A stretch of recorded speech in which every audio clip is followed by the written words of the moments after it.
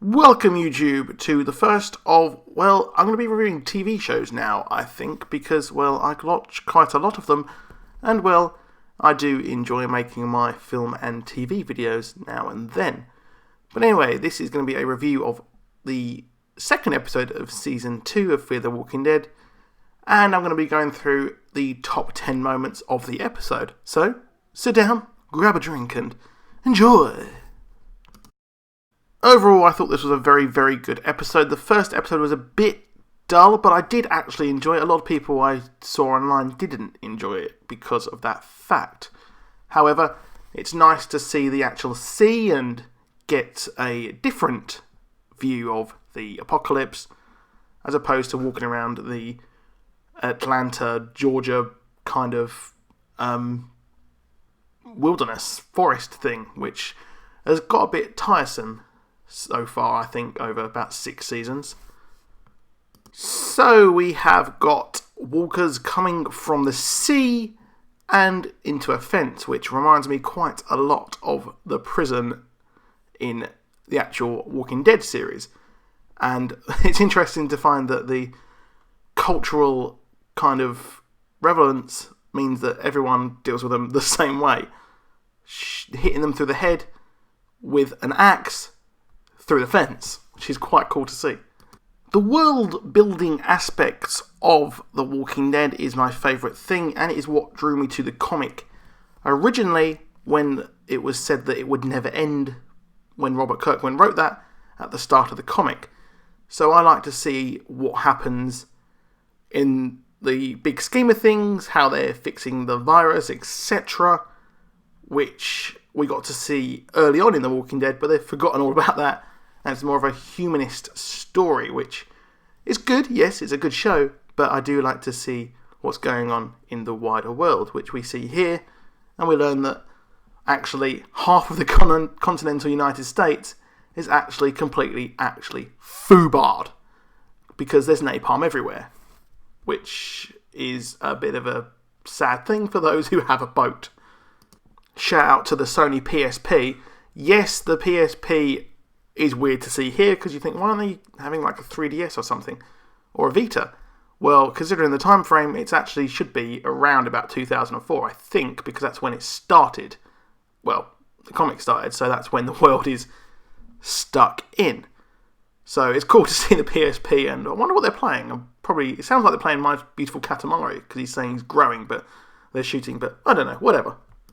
It's always creepy when kids sing nursery rhymes, weirdly, in horror movies, and now they come to horror TV shows where this little girl was singing the Pocket Full of Posies nursery rhyme, which, as we learnt, is all about the plague, aka the Black Death, that happened in Europe and particularly struck England, which is where I'm from. Oh shit. So again, we're learning how kids are dealing with the absolutely terrible situations by marking their action figures for death, based on what he's seen with the neighbours who have been killed because they are sick. Yes, kids deal with this in a very, very creepy way, whereas adults deal with it in killing absolutely everyone they love or going mental, just like Shane. So the theme of this episode is actually dealing with what people have seen, and we see Chris here dealing with the death of his mother, and the fact his father actually helped her out by shooting her, deal with this in the way of killing absolutely every zombie he sees, in a very creepy and methodical way. Although he learnt from this really, really fucked up kid, we're going to see some more fall out of this, I think, soon. Another theme of this episode is that you can't actually save everyone, which is why they left this little cove. And I'm sad we didn't get to see more of the actual marina if they'd stayed a while. But it seems they learned from the mistakes of the first Walking Dead, where they don't stay too long in one location. So our resident drug user finds out that the creepy dad is actually going to kill his entire family, not using Kool-Aid, but some very, very, very strong pharmaceutical drugs. And I'm liking his redemption arc, because I didn't like him in the first series because he was so annoying, but that was because he was going cold turkey and was just generally dealing with the crisis. But I'm liking how he's dealing with it, and he's becoming a very good character. And we've got one other arc that is going to be continuing on throughout the series, I think, with Salazar trying to work out who actually owns his boat. And he then finds an MP5, or I think it's an MP10 gun now, under a lockbox. So I would be very interested to find out whose actual boat this is, because Strand actually does say that it is $10 million, which is a hell of a lot of money. But he could have a very good suit in the first series, so he could have that money. I don't know.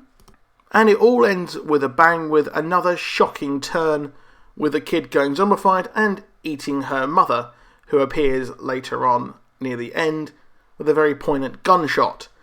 Well, I enjoyed this episode quite a lot. It was very good. I'm loving the fact that they are going from place to place now, it seems. And I'm very interested to see where they end up next along the coast.